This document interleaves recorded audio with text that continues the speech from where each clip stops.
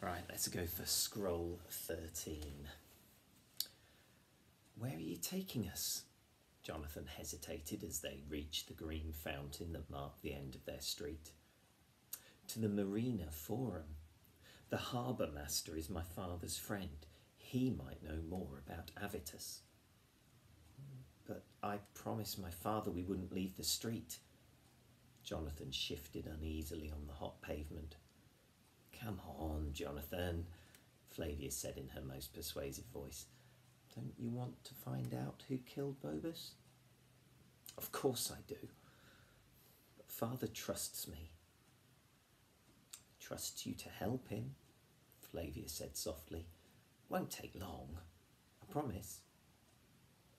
Nubia looked from one to the other. After a moment, Jonathan said abruptly, All right, let's get this over with. He set off down Fuller's Street at a quick pace, and the girls hurried after him. Apart from one or two slaves running errands for their masters, the whole town had gone indoors to seek refuge from the heat.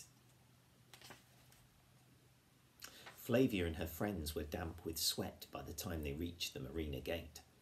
Through the marble arch, brilliant white against the azure sky, they could see the darker cobalt blue of the sea.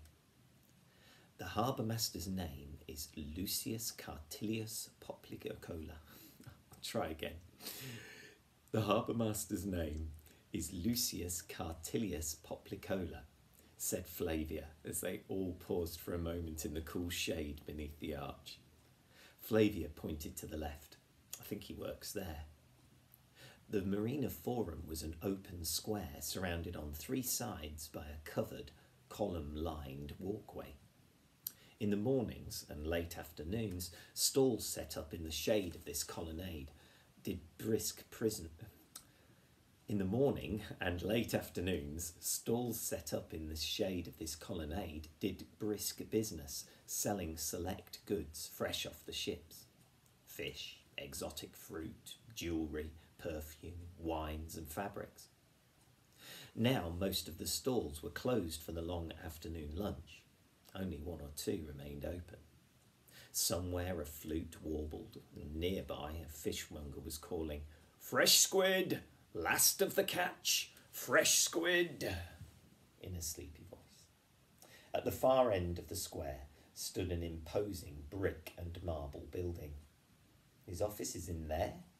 Asked Jonathan. I think so, replied Flavia, her confidence faltering. The door was guarded by a soldier on either side. Well, come on then, said Jonathan, and headed for the building. As the three friends hurried under the shady colonnade, past mostly empty stalls, the sound of the flute grew louder. Suddenly, Flavia felt Nubia grip her hand. Look, Nubia whispered. Behind one of the stalls stood a tall, handsome African. His skin was deep brown like Nubia's, and he had the same neat ears and amber eyes. He was blowing into a little flute made of dark wood. The three friends stopped before his stall.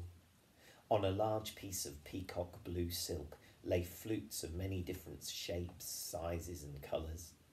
When the flautist saw them, he put down his instrument and smiled with perfect white teeth. He addressed Nubia in a soft, fluid language. Nubia's face lit up, and she replied in the same tongue. As she and the young man conversed, Flavia and Jonathan looked at her in amazement. Speaking her own language, she looked completely different, confident and proud. Nubia and the young man spoke together for a few minutes, and then the slave girl pointed to a small flute, like the one he had been playing. The man smiled apologetically and said something to her, and then he turned to Flavia and Jonathan. The one she is asking about is made of lotus wood from my country. Very expensive. 1 gold piece, 100 sesterces. Flavia gasped. 100 sesterces?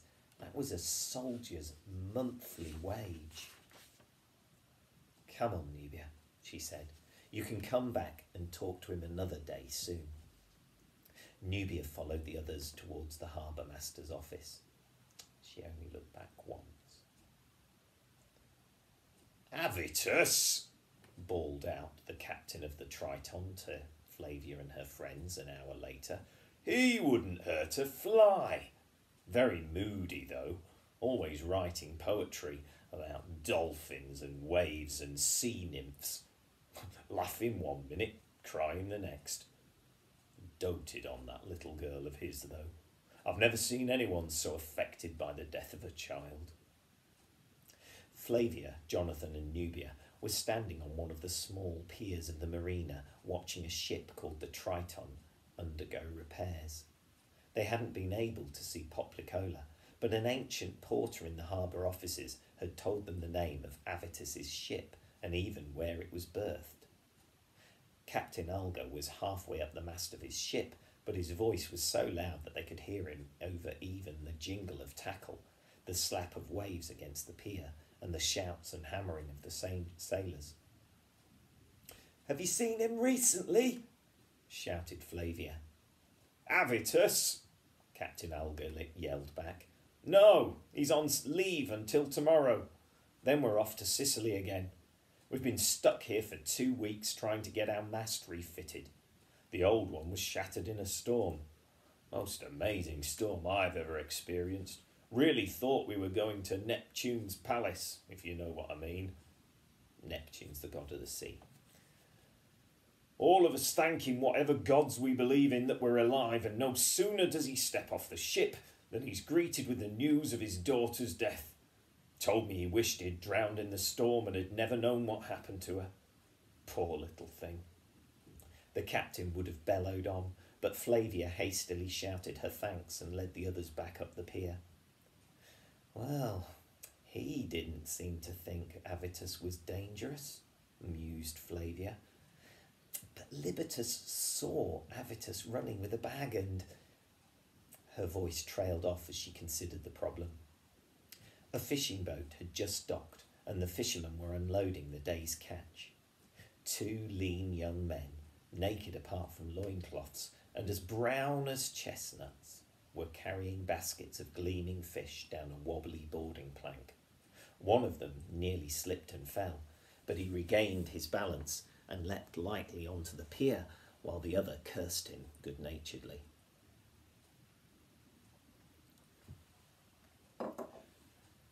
Nubia stared at the gangplank and shivered. It reminded her of the first time she had been forced to board a ship at Alexandria. Venalicius had cracked his whip and forced them towards a narrow piece of wood which bridged the land and the boat. The gangplank had risen and fallen as if it were breathing, and Shenakda, a girl from her clan, had screamed hysterically and refused to go up it, alarming all the others. Without warning, Venalicius had furiously unlocked her collar and pushed her into the water, though her hands had still been tied. Nubia would never forget the sight of bitter seawater filling Shenakda's screaming mouth and silencing her forever. They had all been quiet after that, quiet and cowed for the whole voyage to Italia. Nubia shivered again and felt Flavia's arm around her shoulders. "I know you don't like boats, Nubia," whispered Flavia. "We'll go home right now." Obviously, there have been times throughout history when slavery has been common, and the horrible practice has obviously been accompanied with some truly atrocious behaviours and atrocities like this one, where Shenakda has been thrown into the water, wouldn't necessarily have been a rarity. But as they turned left and started towards the marina gate, Nubia saw a sight which made her heart pound. 3 large men were sauntering straight towards them. Nubia knew them immediately. Their faces often appeared in her nightmares. They were Venalicius's henchmen from the slave ship. Nubia stopped short and looked frantically round, squinting against the glare of the sun on the water. The slave ship Vesta was berthed in the marina. She would know that hateful black and yellow striped sail anywhere, and there was Venalicius himself, leering at her from the deck with his one good eye. I think vespa is the scientific genus for wasp. So it's interesting that the sail is a black and yellow striped colour, just like a wasp. "Run for your lives!" cried Nubia. She gripped Flavia's arms tightly. "Venalicius seen us, sent his men to capture us." "What? What about Venalicius?" Flavia frowned at her. Nubia suddenly realised she'd been speaking in her native language, but now she tried to remember the Latin for run, but her mind had gone blank. The men were getting closer. One of them was looking desperate directly at her and smiling an evil smile. In desperation, Nubia pointed towards the men and then towards Venalicius. Flavia saw the slave dealer watching them from his ship and understood at once. "Run, Jonathan, run!" She grabbed his arm and pulled. They turned and began to run back along the waterfront away from the marina gate. Flavia first, then Nubia, then Jonathan. "Why are we running?" shouted Jonathan, leaping over a rolled-up fishnet. "Venalicius's men are after us!" Flavia dodged a sailor. "Who's Venalicius?" "Slave dealer," shouted Flavia. "If he catches us, he'll sell us on the far side of the world, where nobody will ever find us." She led them round a half-loaded cart, under an unmanned customs stall, past a building site of the new marina baths. "Are they still after us?" Flavia called over her shoulder.